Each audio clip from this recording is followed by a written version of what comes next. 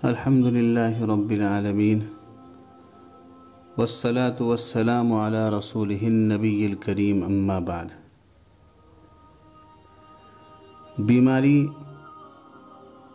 گناہوں کو دور کر دیتی ہے اور رفع درجات کا سبب بنتی ہے، لیکن اس کا یہ مطلب ہرگز نہیں کہ مومن بیمار ہونے کی دعا کیا کرے، بلکہ مقصد یہ ہے کہ خداوند تعالی سے تو صحت و عافیت ہی کی دعا مانگا کرے اور ہمیشہ اپنے گناہوں کی مغفرت طلب کرتا رہے۔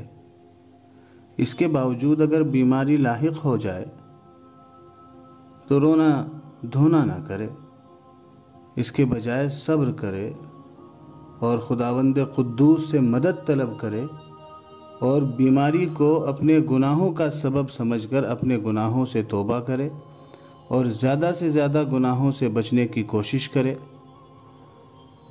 اگر گناہ ہوں گے تو بیماری اس کا کفارہ ہو جائے گی، اور اگر گناہ نہیں ہوں گے، جیسا کہ کامل مومن کی شان ہے کہ اس کو اس وقت تک چین نہ ملے جب تک اس کی مغفرت نہ ہو جائے، تو پھر بیماری درجات کے بلند ہونے کا ذریعہ بنے گی۔ آپ صحابہ کے حالات دیکھیے۔ حضرت سعد بن ابی وقاص رضی اللہ تعالی عنہ ایک دفعہ مکہ مکرمہ تشریف لائے۔ اس وقت وہ نابینا ہو چکے تھے۔ مکہ کے لوگوں کو ان کے آنے کی خبر ملی تو جوق در جوق لوگ ان سے ملنے کے لیے حاضر ہو گئے۔ حضرت سعد بن ابی وقاص رضی اللہ تعالی عنہ مستجاب الدعوات تھے۔ رسول اللہ صلی اللہ علیہ وسلم نے ان کے لیے خاص طور پر دعا فرمائی تھی، اللہم اجب لسعد دعوتہ، اے اللہ سعد کی دعا قبول فرما۔ اب ہر شخص کوئی نہ کوئی درخواست دعا پیش کرتا اور وہ ہر ایک کے لیے دعا فرماتے۔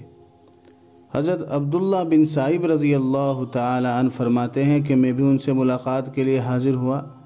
اس وقت میں لڑکا تھا، میں نے اپنا تعارف کرایا تو انہوں نے پہچان لیا اور فرمایا کہ کیا اہل مکہ کے قاری تم ہی ہو؟ میں نے کہا جی ہاں۔ پھر میں نے حضرت سعد رضی اللہ تعالی عنہ سے عرض کیا، چچا جان آپ لوگوں کے لیے دعا کرتے ہیں، اگر خود اپنے لیے بھی دعا فرما لے تو اللہ آپ کی آنکھوں کی بینائی لوٹا دے۔ اس پر وہ مسکرائے اور فرمایا کہ بیٹے، اللہ تعالیٰ کا فیصلہ میرے نزدیک میری آنکھ سے زیادہ بہتر اور قابل ترجیح ہے۔ اسی طرح سے ایک اور واقعہ سنیے۔ حضرت عمران بن حسین رضی اللہ تعالی عنہ کو بواسیر کی بیماری تھی، اور وہ اس بیماری میں اتنے کمزور اور معذور ہو گئے کہ مسلسل 3 سال تک پشت کے بل چت لیٹے رہے، نہ کھڑے ہو سکتے تھے نہ بیٹھ سکتے تھے۔ قضائے حاجت کے لیے ان کے تخت میں مقام استنجا کے پاس سوراخ کر دیا گیا تھا، جس سے وہ استنجا وغیرہ کی ضرورت پوری کرتے تھے۔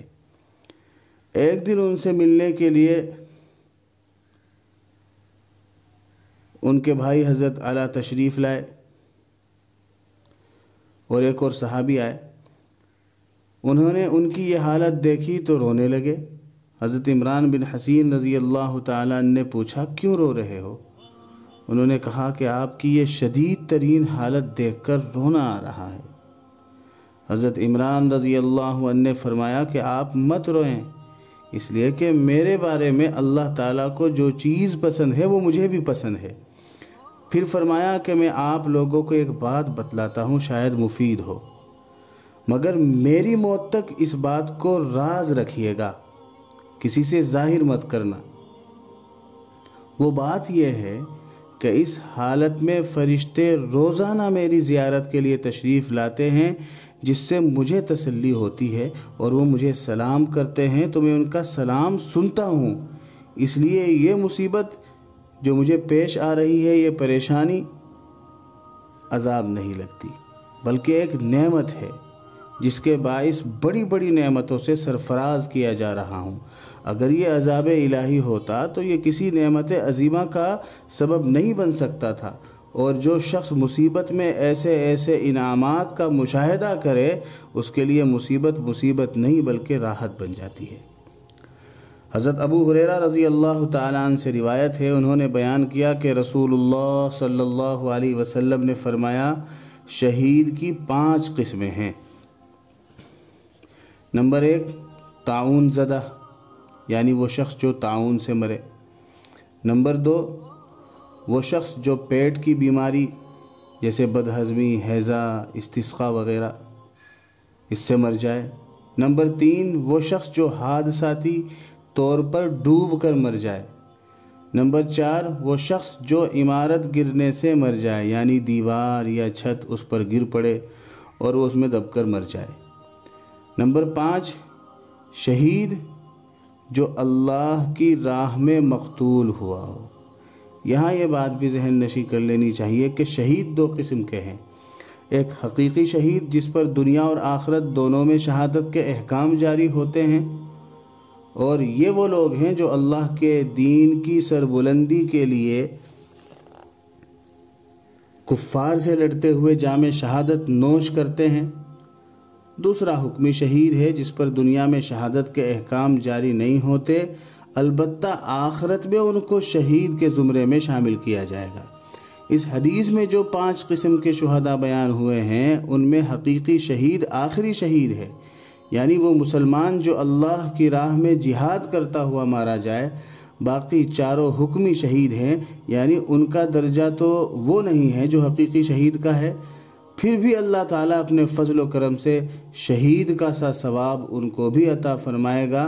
اور پھر جاننا چاہیے کہ حکمی شہداء یعنی یہی 4 نہیں ہیں، بلکہ اور بھی ہیں،